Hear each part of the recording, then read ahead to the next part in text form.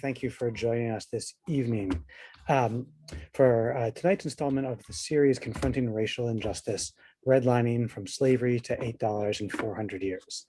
My name is Gavin Cleespies, and I'm the Director of Programs, Exhibitions, and Community Partnerships for the Massachusetts Historical Society. We have a great crowd this evening. We had about 1,200 people sign up to watch this conversation, and I'm sure that may include some people who are interacting with Mass Historical Society for the first time. Just to give some background on who we are and what we do, MHS is the oldest historical society in America. We were founded in 1791 and have been an independent nonprofit institution dedicated to collecting, preserving, publishing, and sharing our state and our nation's history for the past 230 years. We host both seminars that are geared at academic audiences and programs that are meant for anyone who's intellectually curious or has a love of American history. Between our programs and seminars, we host 2 to 3 original events a week. I hope you'll visit our website and check out some of the events we have coming up. The program this evening is the second of 5 conversations that we're hosting with the Northeastern School of Law's Criminal Justice Task Force to look at the history and current state of racial inequality in Massachusetts. I'm particularly pleased to welcome such a large group here tonight to share the great work that the task force has done in developing this important series. In particular, I want to thank Barbara Berenson and Barbara Dorcha Okara for stewarding this entire project. I also want to thank Northeastern School of Law and other organizations that partnered with us to help in promoting this program. Finally, I'd like to thank all of you for joining us this evening. Our hope is that this 5-part series will provide audiences with some insights into the causes and consequences of structural racism and motivate us all to combat its many legacies from housing discrimination to mass incarceration. Other committees of the School of Law's Criminal Justice Task Force, which is led by Professor Deborah Ramirez, are drilling down into the many ways in which structural racism shapes our criminal legal system. Our first panel considered connections between slavery and economics. We reviewed how slavery enabled the creation of vast multi-generational wealth and how the legacies of slavery and racism ensured the continuation of vast race-based inequities that continue to the present day. Today, we will examine how pervasive and explicit racism in both governmental policies and the private marketplace have created and perpetuated Boston's segregated neighborhoods. We will discuss how housing discrimination is linked to income inequality and wealth accumulation, and to many other disparities in health, job access, transportation, green spaces, and more experienced by residents of our Black and Brown communities. We hope you'll enjoy tonight's conversation and will return for upcoming conversations. We are delighted that Adrian Walker will moderate today's panel. Adrian Walker is a Boston Globe columnist focusing on politics and local news. A native of Miami, he joined the Globe in 1989 as a general assignment reporter after 3 years at the Miami News. He was the Globe City Hall bureau chief, State House reporter, and a deputy political editor before becoming a Metro columnist in 1998. Walker was a member of the Globe's Spotlight team that was the finalist for the Pulitzer Prize for local reporting in 2018 for the series Boston Race, Image, Reality. So without further ado, I would like to invite Adrian, who I see is here, to join us and take us on our way. Thank you so much, Gavin, and thank you for that gracious introduction. Good evening, everybody. It's a pleasure to be with you tonight, and we're all thrilled that so many of you have joined. I want to thank the Massachusetts Historical Society and the Criminal Justice Task Force at Northeastern Law School for putting together this provocative series of discussions. As to this topic, tonight's topic, from slavery to $8 in 400 years, I remember when the Boston Globe Spotlight team was asked to produce a series on race in Boston in 2017. The original idea was a bit amorphous, but early in our research, we came across a Federal Reserve study from a couple of years before that had calculated the median net worth of Black families in the city at $8. That really crystallized what we were looking into, not least because the economic disparity that lay underneath that figure was a driving force in so many forms of inequity. A lot of what goes into that figure, as it turns out, revolves around land. Who has it, who's been able to buy it, and where. Redlining and residential segregation did much to produce, and the segregation it did much to produce in Boston. It's been a story that too few of us have heard, but it's a legacy we live with every day. It's a pleasure to explore this issue tonight with 2 true experts, Lou Finfer of the Massachusetts Community Action Network and Stephen Gray of Harvard's Graduate School of Design. With their help, tonight we'll look backward and forward at the legacy of redlining and the path forward. Part of the magic of cities is that they are never complete, and there's always the opportunity to move beyond what's been handed down to us. So first, Lou Finfer is going to talk to us about the history and legacy of redlining. Lou, over to you. Thanks, Adrian, and thanks Northeastern Law and others for putting this on, and thanks for people attending. I've been a community organizer in Boston since 1970. So a definition of redlining that I would give is it's a denial of financial credit based on a judgment that an area is deteriorated. And it leads to self-fulfilling result of more deterioration. And it's all colored by race and class biases. And never mind that those residents are depositing funds in these banks who choose to redline their own neighborhoods. So for most of the 20th century, but looking at post-World War, when the suburbs were built, people of color basically no access to FHA and VA insured loans that developed the suburbs because there was guidelines saying that they shouldn't be granted and you should they use quotes, maintain homogeneous neighborhoods. The Housing Act of 1968 made that kind of discrimination illegal. So we moved to 1968, and we could look at the map on page 3. And after the riots and rebellions that followed Martin Luther King's assassination in 68, Mayor White met with the banks in Boston, and they came up with a plan to grant mortgages to African Americans who had been shut out of home ownership for decades or a century. The problem was that the banks limited the area where you could get the mortgages, which is a form of redlining. You can see this area kind of in the center of Boston. It was called the Beeburg area, Boston Bank's Urban Renewal Group. But even worse, most of the African-American applicants were channeled to Western Dorchester, Franklin Park, Franklin Field, and Mattapan solely.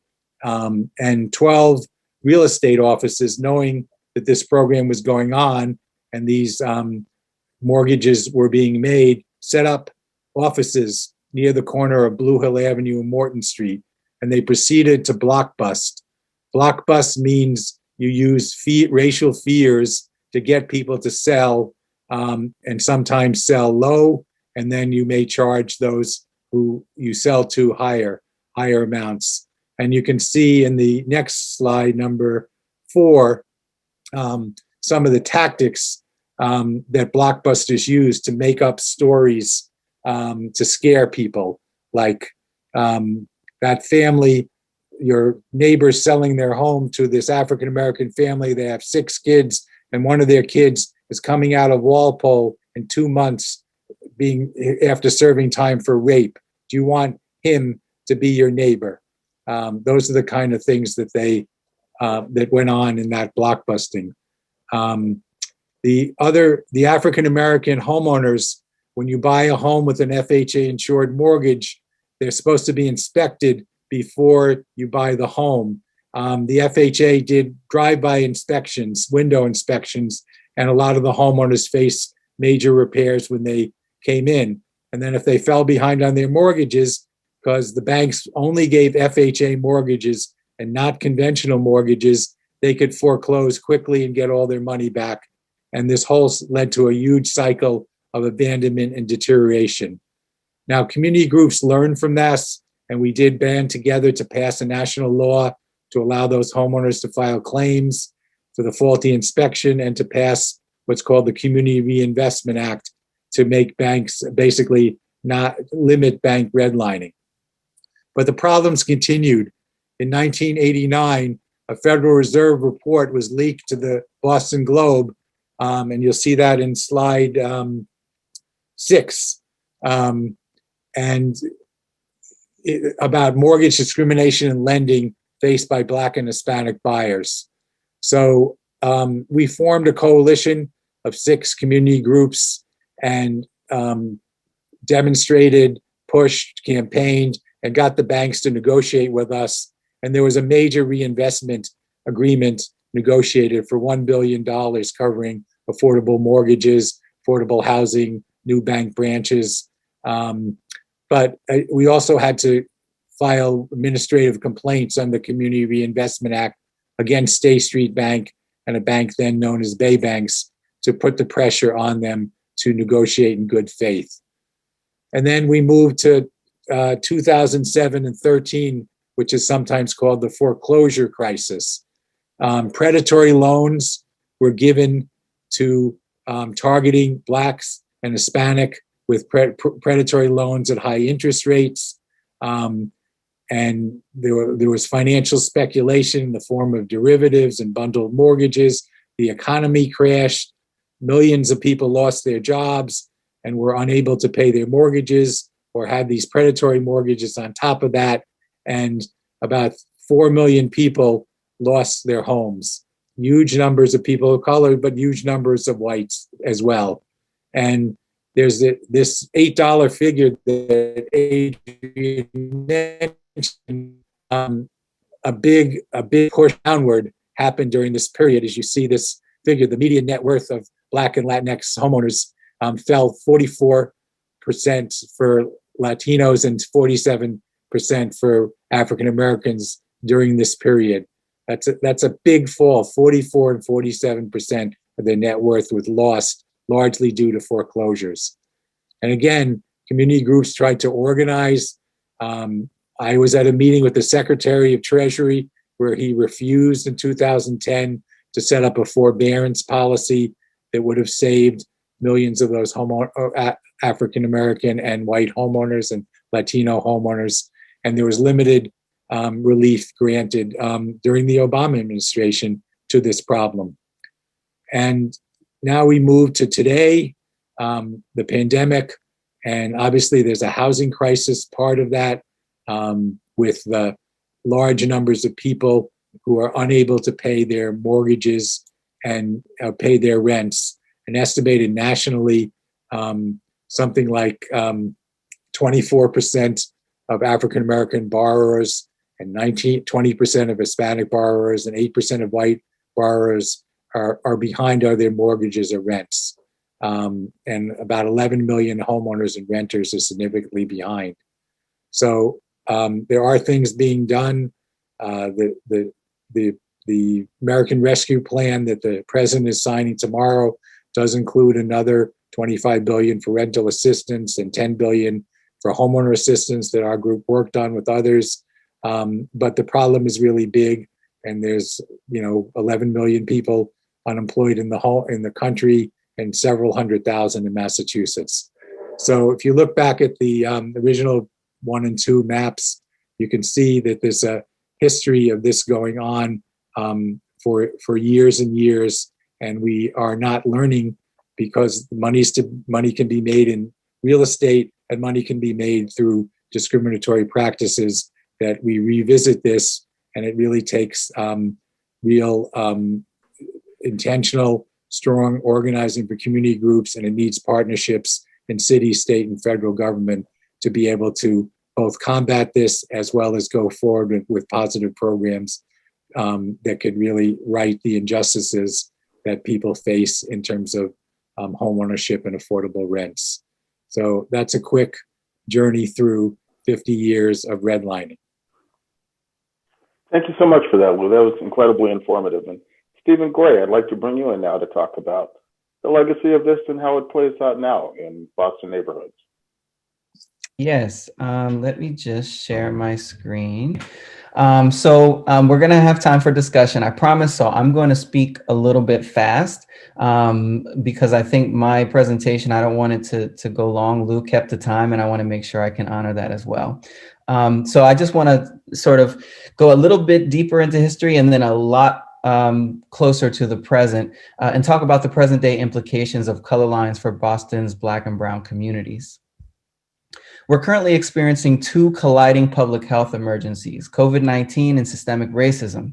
Both have public health, public policy, and design implications, and both are overwhelmingly harming or killing Black people. And this was not inevitable. The coronavirus does not discriminate by race. But where it is lacking in racial bias, the United States has made up for with a resilient and highly adaptive white supremacist capitalist racial ideology. which has justified spatial and economic exclusion through segregation and redlining, racial terrorism through Jim Crow laws and community massacres, community theft through blockbusting and predatory lending, targeted community removal through urban renewal and federal highway programs, the criminalization of Blackness and loss of voting rights and citizenship through mass incarceration and deportation, or simply blanket ethnic exclusion. And as if all of this was not enough, communities who are experiencing higher levels of exposure and risk to the coronavirus have now become our essential workers, positioned at the front lines of this pandemic. They're the transit workers, the doormen, janitors, healthcare workers, food producers, grocery store staffers, warehouse and delivery workers, those on which every one of us relies to get through this crisis. They are underpaid, underinsured, and they are very often Black or brown. In 1900, there was an exhibition in Paris where W.E.B. Du Bois traced the routes of the African slave trade. And he juxtaposed this illustration with a seemingly clairvoyant prediction, which he was making in 1900. At the bottom of the image, he wrote, "The problem of the 20th century is the problem of the color line." In doing so, he was predicting what now seems to be a spatial inevitability of cultural apartheid. And here you can see the Black and white populations of Boston as they're distributed. Racial divisions peaked in the middle of the 20th century with a collision of two post-World War II migratory patterns. First, a mid-20th century second wave of the Great Migration saw Black Americans moving north and west to escape racist Jim Crow laws of the Deep South and pursue economic opportunity. This was quickly followed by white flight, with white Americans moving to the suburbs, motivated by the promise of a better life and fueled by federally insured mortgage lending that chiefly benefited white veterans, steering them away from these redlined inner city neighborhoods, which were becoming predominantly Black. Propaganda campaigns helped to expand the metropolitan suburbs, especially in cities experiencing the largest influx of Black migrants. The GI Bill became one of the largest transfers of wealth in US history, furnishing white families with low-cost and government-backed entries into home ownership, while trapping Black transplants in the least desirable corners of the inner city. While wholly predicted by Du Bois, these demographic shifts were not inevitable. They were engineered by racial zoning, restrictive deeds, urban renewal and highway construction, as well as suburban exclusion and low-income housing consolidation, which pushed communities of color into smaller and smaller areas of the city. More recently, banks engaged in predatory lending practices have intentionally provided subprime loans to Black home buyers, leading to higher payments as well as higher rates of foreclosure in minority neighborhoods, once again, extracting from and exploiting already marginalized communities. As foreclosures increase, neighborhoods lose value. As neighborhoods lose value, renters increase over homeowners, and there's yet another extractive relationship between predominantly white property owners and Black renters. So homeownership has been the tool, probably the most important tool for economic advancement in the United States. So it is no wonder that the median net worth of a Black household in Boston is only $8 compared to the median net worth of white households, which is $247,000. And this is the report that Adrian was referencing in their expose, Boston Racism, Image, Reality. Publicly funded projects swept through US cities promising to connect and rebuild crumbling urban cores, but instead systematically dismantled them, and in the process disproportionately harmed immigrants and people of color. And while the dominant narrative supporting urban renewal projects of the 1950s through the 1980s was, and still really is, one of necessity, the narrative was grounded in an incomplete analysis that everyone, in air quotes, was leaving cities.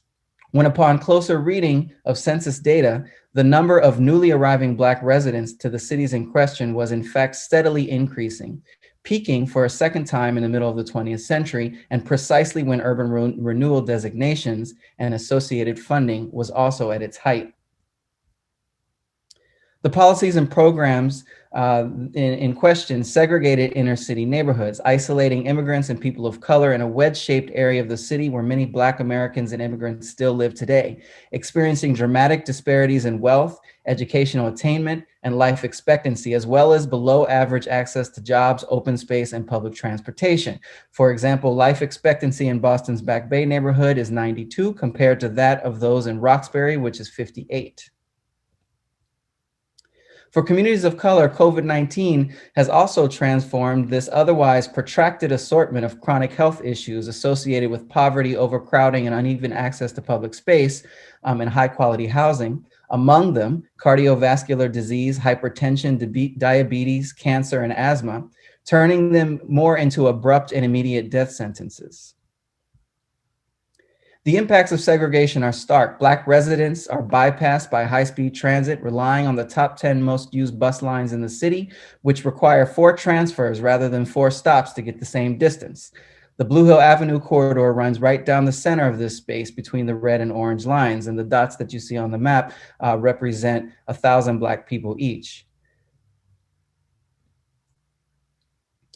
So Black residents who live and work in Boston have longer commutes than those who live in predominantly white suburban bedroom communities that are much farther away, though much better served by commuter transit.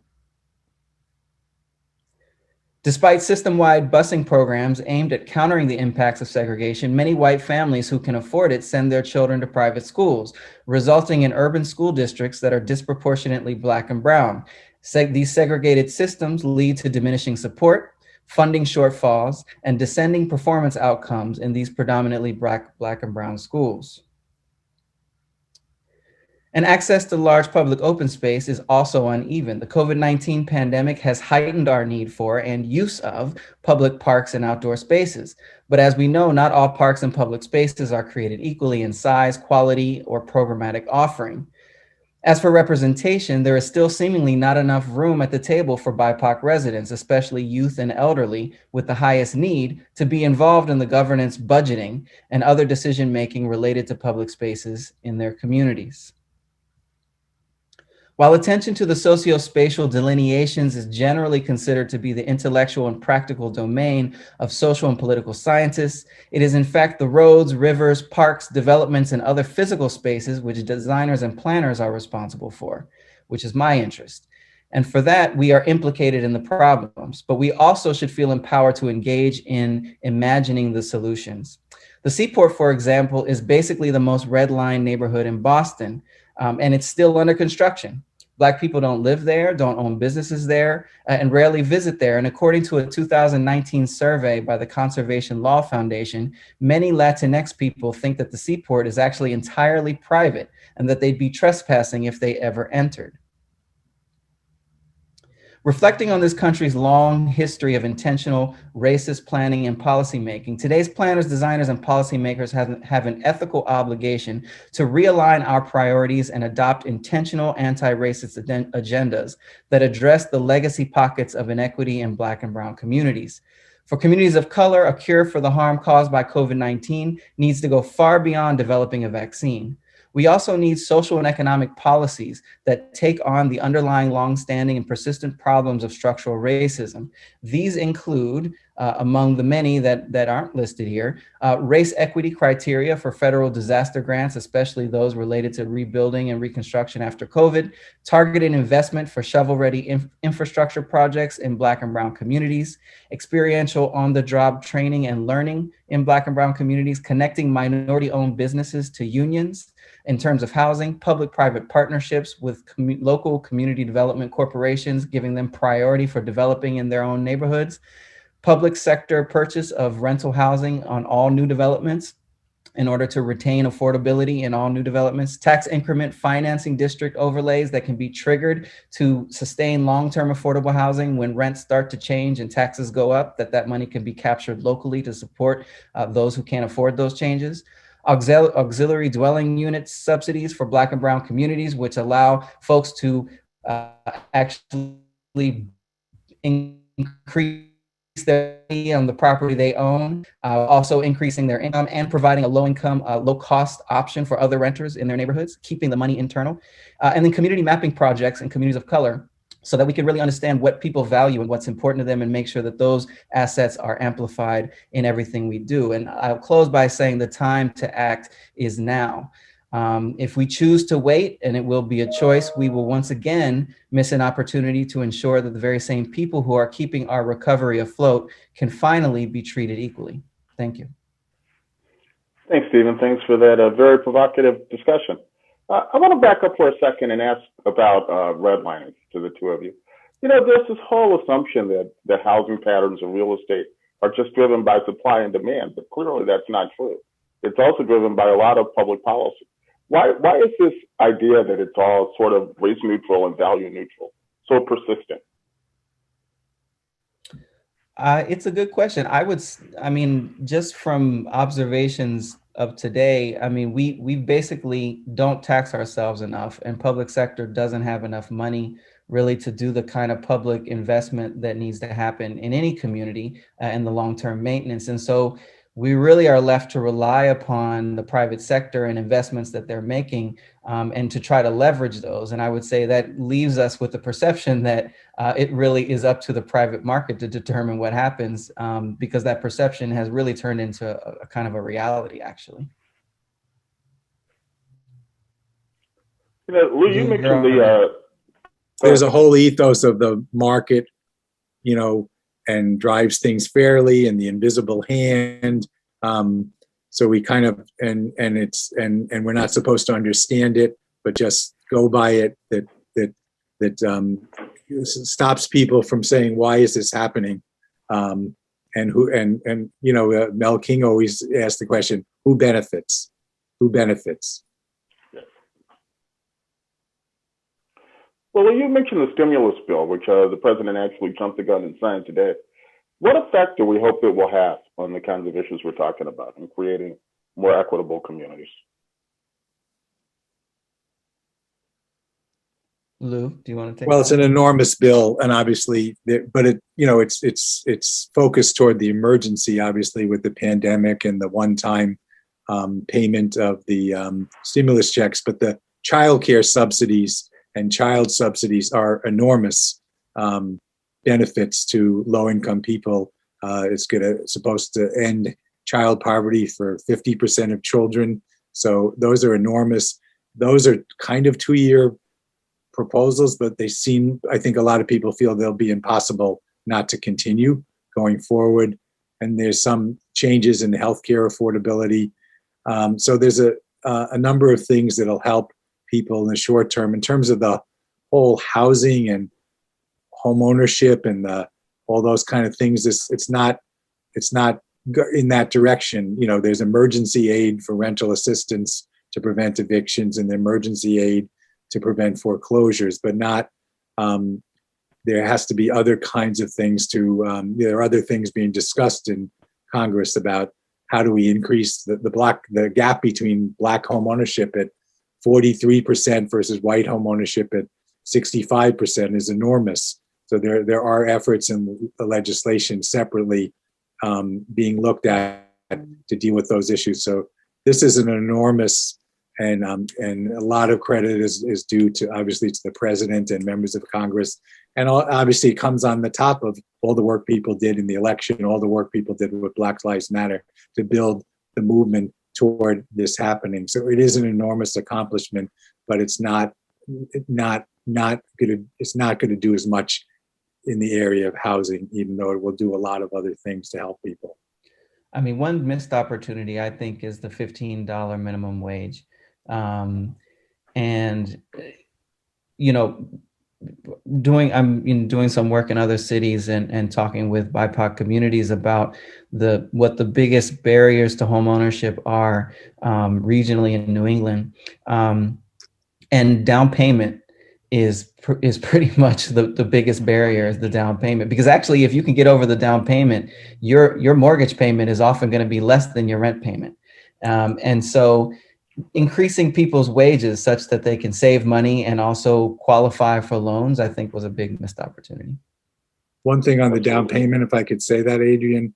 Sure. Mass Affordable Housing Alliance, based in Boston, has a innovative program called Stash to help people develop down payments for African American homeowners. And they've gotten some hospital and foundation money. The homeowner has to do, save a piece. The city of Boston has put in a piece.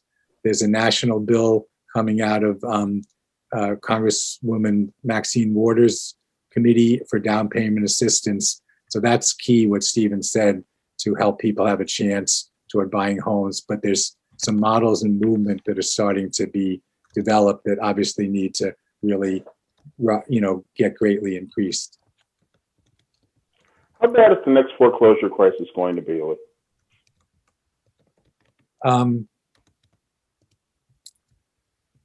It's hard to. I have a book in my bookshelf that I use in these things called "Cities Destroyed for Cash." It was written about the period I described, the 1968, 1972 blockbusting redlining that happened in Dorchester and Mattapan, but it happened across the whole country in cities. The last chapter of that book, if you took out 3 words and you read it, you would have been thinking you read about the foreclosure crisis of 2007 to 13. So some of the things do continue. It's hard to know how bad something may be. Obviously, there's, just there are booms and busts, and things could happen. And people, obviously, even when they're owning a home, or don't have huge amounts of savings to cushion a major job loss or sickness and so forth. So you just don't know. But we just gotta obviously do things to raise wages, like Stephen said, and create more ability to be able to buy a home. And also we need rent control, because there are numerous policies which the city is doing that have collected more money for affordable housing, linkage, Community Preservation Act, inclusionary zoning, which are really good, but the cost of affordable housing is so great. Unless we also have rent control, we're not gonna, people will be continued to be pushed out of Boston as they have. There are 4 times as many African Americans bought homes in Brockton in the last year or two as bought in Boston, even though Brockton is 1/7 of the size of Boston. So that's a scope of a problem we're dealing with. Stephen, I want to talk about COVID for a second and the effect it's going to have on cities. I mean, it's had a huge effect already. Just walk around downtown Boston, which is like a ghost town now. But what's coming next for cities as a result of COVID?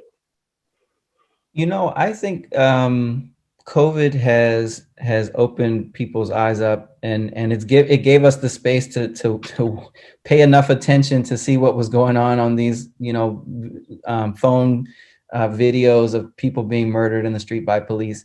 And I'm doing work with the HIME network, which is like a network of infrastructure reuse projects across the country. And they're all basically, including Atlanta Beltline, Miami Underline, Presidio Tunnel Tops, Houston Bayous, Philly Rail Park. So a lot of major projects across the country in various stages of implementation. And they are organized in a peer network that is intended to kind of learn the lessons of the High Line, the sort of lessons that they learned too late, which was what they did was create a great park, but it also pushed a lot of people out. It sort of sent the market into haywire and didn't capture that value or anticipate it properly in advance. And so we are doing this work with these other organizations that are earlier in stages of development. And what's interesting is when COVID hit, all of them were freaking out, and they were like, well, we've been talking about racial equity. We think it's important. We've been having these conversations, this coaching with you guys. Urban Institute is involved as well. But now we just need to make sure we can keep our funding. We don't even know if we can finish this public open space, even though it's intended to serve a diverse community. And what we sort of talked them through realizing was that actually, because they have a particular focus on racial equity, they actually have an advantage, because foundations and folks with money are now really looking closely at projects that have a racial equity dimension to them. And so if people are genuinely thinking about that and doing that work, they actually have, you know, the potential to get more funding for those types of projects to benefit those communities in question. And so I think COVID has kind of, you know, paradoxically drawn people's attention to folks who are suffering the most, but usually don't get any attention for that. And part of it, you know, I have my own ideas about sort of the retreat of the foundations have to basically pay for public good instead of our taxes.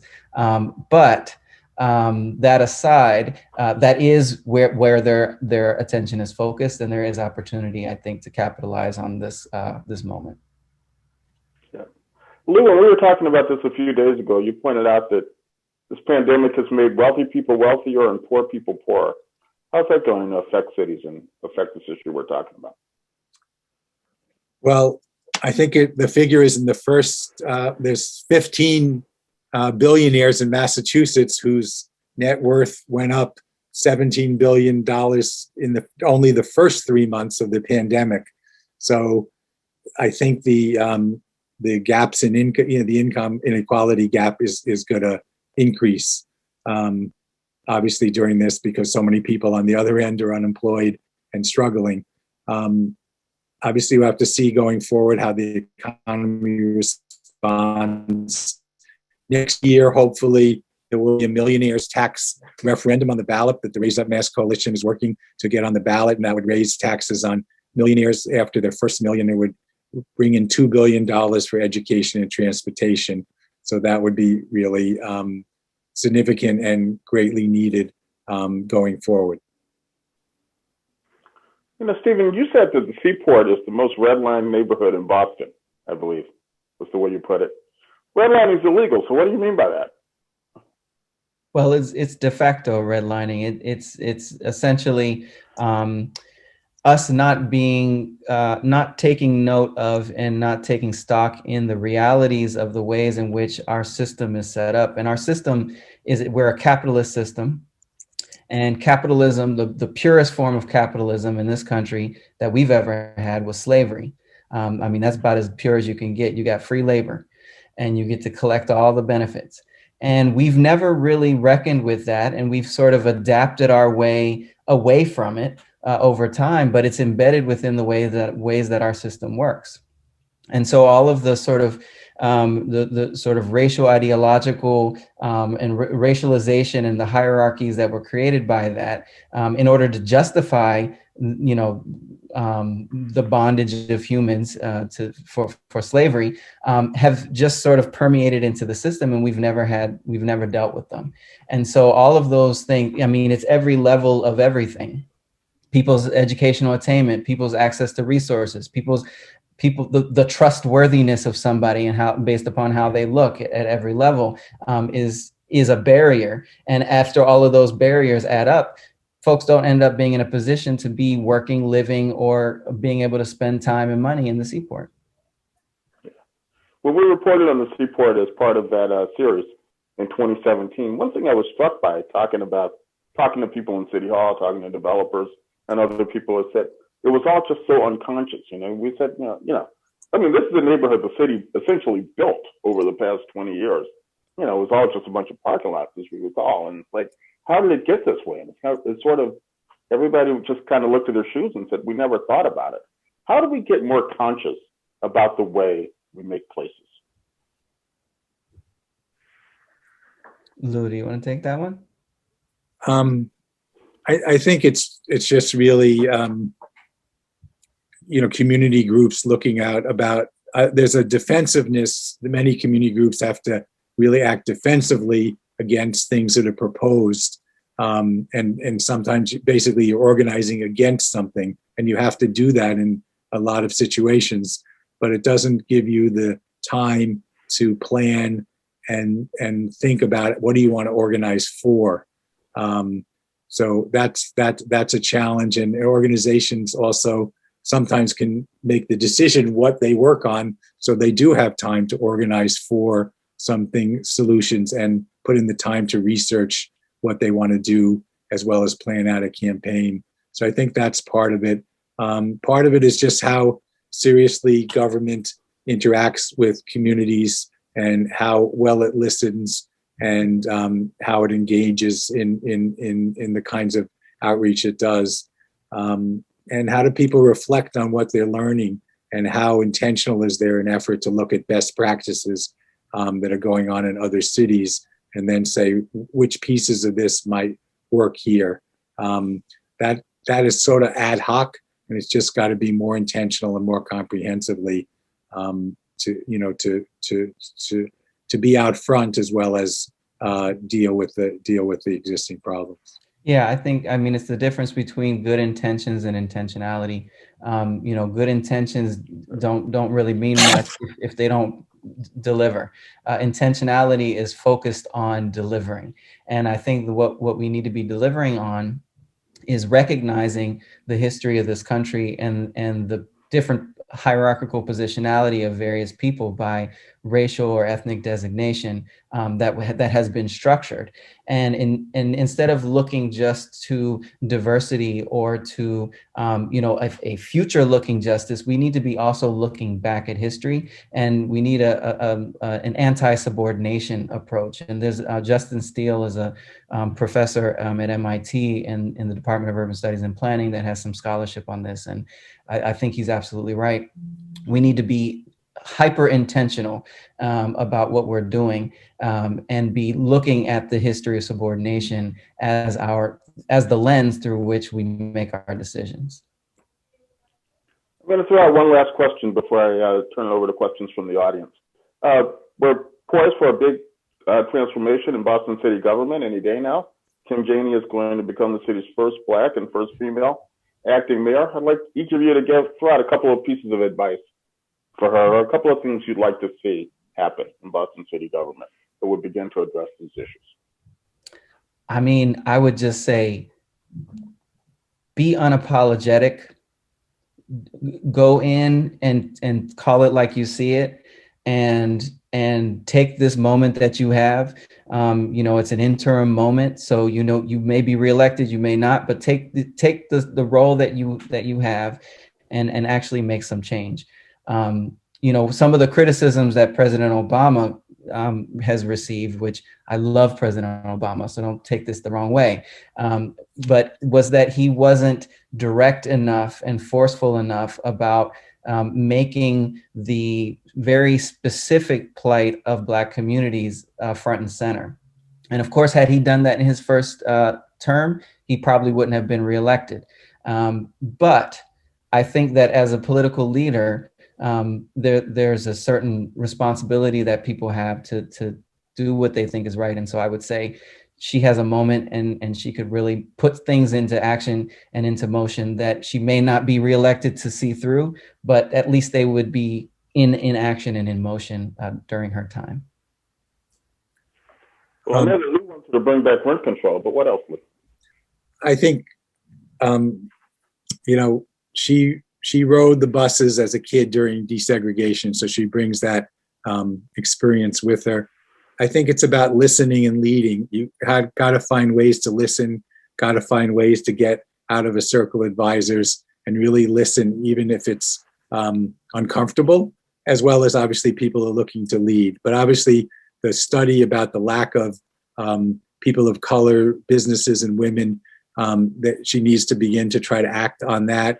And the other thing, I think a big thing is the law, which she has background in this, but it's enormous. The loss of learning that our youth have had during the pandemic is enormous in terms of the damage and the pressures and how to make that up. And you really need a plan around each kid and where they are and what interventions that can be done to support them going forward. So I think that's huge and has to be really tackled.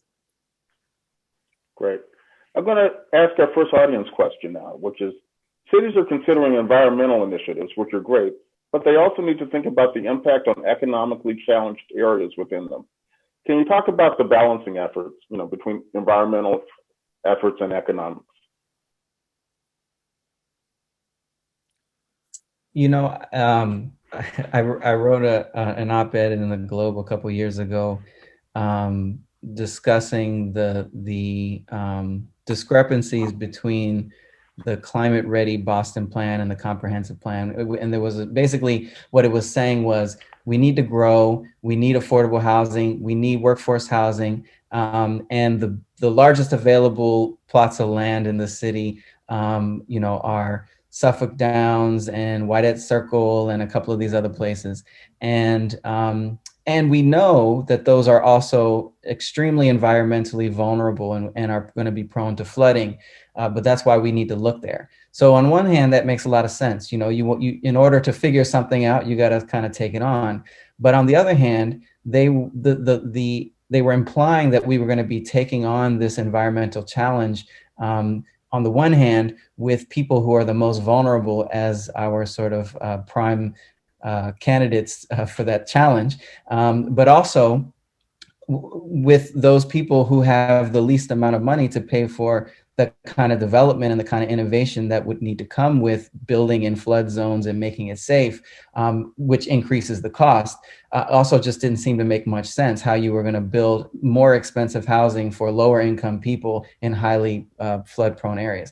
So I think we just need to spend a little bit more time really thinking about what we want to do, and how we want to do it. If the way that we're going to, increase our tax base and build in ways that we can do in the immediate term, a lot of that construction is happening on the shorelines. And it does, fortunately, I guess, on the one hand, it doesn't include many affordable units. But on the other hand, it's going to be something that we all are responsible for and have to take control over once the flooding happens.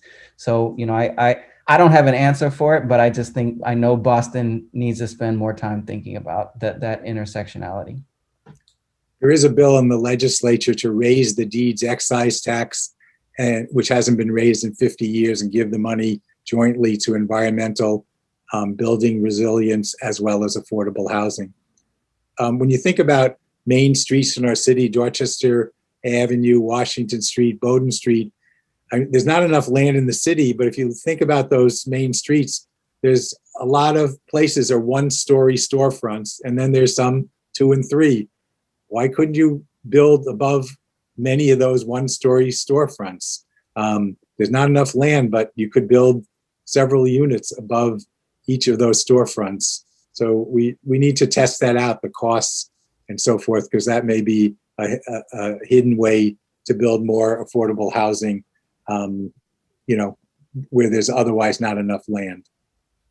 There's also, when we talk about environmental resilience and social resilience, there's also a recent RFP that was issued by the city looking at heat island and tree canopy, tree cover by neighborhood across the city. I think that is going to be an important study and hopefully leads to reducing temperatures that can sometimes kill folks living in hot apartments and with nowhere cool to go during the summer.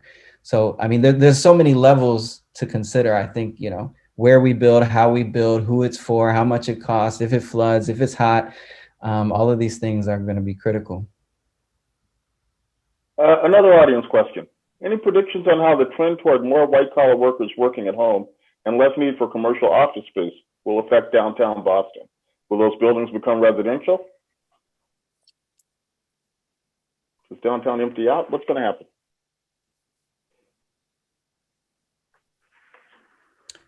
Is downtown emptying out in Boston? Well, it's empty now. In terms of the office space that's where people aren't working? Yeah. I think once people get vaccinated and things get back to normal, people are going to be glad to be going into their office again. Actually,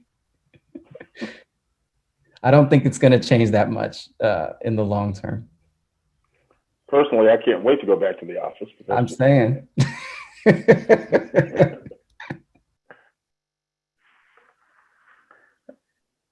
Next audience question. If the market can't be trusted to provide housing and other public goods that are needed in a community, what are the options that exist outside of the market? Do alternative forms of land ownership like community land trusts and co-ops have a role to play here? Certainly, and there are some examples of that in Boston, and there was a law that was attempted, but the governor vetoed the language for the right to first right of refusal for people to be able to buy, apartment buildings or even smaller units, to give them at least the first right to buy, which would set up a possibility of forming a co-op and things like that. So there are definitely some examples that have existed for years and being done recently, but like anything else, it needs to be greatly expanded. And then on the other side, I have to say again, we still need rent control for absentee-owned buildings. Yeah, I think a good example in Boston is Via Victoria, in the South End, where you have an area of land which was purchased and set up at a point in time where it was financially feasible to do such a thing, and keep it affordable for communities of color essentially in perpetuity. I think one thing that we need to do as a city, in Boston, between the city, between the BPDA and other agencies, does own a lot of land. And I think we need to have a comprehensive strategy, a land strategy about that land, instead of disposing of it in a more ad hoc way, opportunistic way, which is beneficial in those moments where you can get a windfall and then you can spend that on certain things you need for communities, but then that land is no longer owned and cannot be sort of leveraged at any point in the future.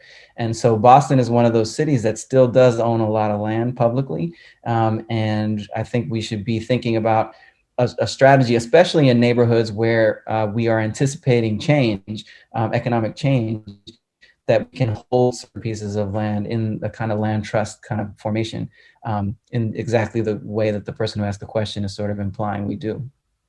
Yeah. Well, John Barros, who ran Dudley Street Neighborhood Initiative, which is essentially a land trust, is running for mayor. So we might end up with a big fan of land trusts in the mayor's office. We'll see. Yes. Next question. What recommendations can you make to change the relationships and incentives between government-led economic development and real estate developers who pay more attention to profiting jobs, even as short-term ones, because it takes focus away from citizen needs? We need a different tax structure. The government doesn't have the money. And then and some of the things like that Massport started and other are looking at, where for development to set requirements on development in terms of diversity of the developers themselves, and then that can also lead to the rent levels of the housing, and the jobs created, so forth. So because it's a very profitable market to develop in all over the city, the government can really lead and set standards. The government isn't in a begging position when there's so much money to be made in development in Boston. You would think they wouldn't be, but it doesn't seem clear based upon what gets asked of developers. I mean, I think it seems like developers tend to be in the driver's seat, and they say, well, we're going to drive down a different road if if we can't get this deal worked out. I feel like government needs to exercise more of that power. The government doesn't have the resources, but they do have the authority, and the market makes it such that they do have some negotiating power that I don't think is fully exercised.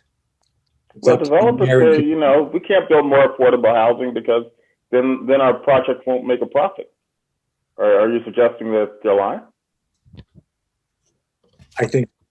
I mean, when linkage was put in 1983, linkage is the policy where commercial developers have to pay into a fund for affordable housing and job training. And they said, you're going to kill the golden goose. You pass this, that's the end of development. That 1983, the end of development. Look around you at the cranes. I don't think it ended back in 83 with that policy, even though it was done and even though it's been strengthened recently by the mayor. Let me ask what might be our last question about the suburbs. What do we do to get more affordable housing in the suburbs of Massachusetts? This is a long-standing problem, and nothing has solved it so far. Lou? There's some tools to work with. The Housing Choices Bill that passed in December, and the legislature changes the decisions on major zoning in the suburbs. It used to be a 2/3 vote, and it changed it to a majority vote. So that's going to help on approvals of some projects. It also established that in the areas of transit stations in the suburbs, not just city transit stations, that they have to set up multi-family housing districts. So if that's followed through by the state with carrots and sticks, and if there's good leadership and citizen involvement in the suburbs, they should be able to build more affordable housing that's been in the past. And obviously there's opposition, but then people organized. There was that whole fight in Newton where people did, pass something on, suburban undevelopment affordable housing that was opposed by others. Stephen, you mentioned de facto redlining earlier. I mean, suburbs are a place that have perfected it. What can be done about this? I mean, it is a good question. I mean, the state of Massachusetts does have, requirements for or standards for housing that is statewide, that are statewide. I think we just need to be. I'm telling you, it's a lack of will among leadership to make these kinds of decisions. We're not in a weak market. Even during COVID, the sort of real estate market didn't really die down. I mean, there's still deals happening, still things going on, and this was my sort of plea to Madam Mayor coming in, that just stick to call it like it is, and try to do what you can in Boston. I think the governor can do more in terms of the state. But in my experience, developers also have goodwill, and they also have an understanding of the way that they look and how the way they look allows them to get more work with cities and get more deals, and how they look with communities also makes the projects that they're doing better and easier to achieve. And so I think we also need to not just maybe rely on the public sector fully, but also engage with developers on these questions and these issues explicitly. And I think you'll find that there will be people who are willing to listen and willing to engage in some of these ideas, because actually, I don't think that they take too much out of their bottom line if they do things incrementally and they really try to think about how to make more inclusive places with the developments that they're building. So I don't want to sound like I'm like, we got to get out the timeout chair or whatever for developers. What I'm trying to say is that we need to get everyone in a chair at the same table. And if we can get communities and developers at the table and have the public sector be mediators in those conversations, as opposed to people who are just trying to, instruct people here and there, then we may have a chance. Thanks so much, gentlemen. Thanks, Lou. Thanks, Stephen. I think we're out of time, and I'm going to turn it back over to Gavin. Well, thank you both, or thank all of you. This was a really fascinating conversation, a really eye-opening discussion. And thanks to the audience for joining us. I would just also want to say that I really appreciate all of our partners in promoting this series, which is quite extensive. This list is available on our website, but I hope people will so check out our website. And if you would like to learn more about the series or are interested in seeing a recording of this program or future programs or the prior program, it will be available on our website relatively quickly. So thank you all, Lou Finfer, Adrian Walker, and Stephen Gray. It was a fabulous conversation. And thanks to the audience for joining us.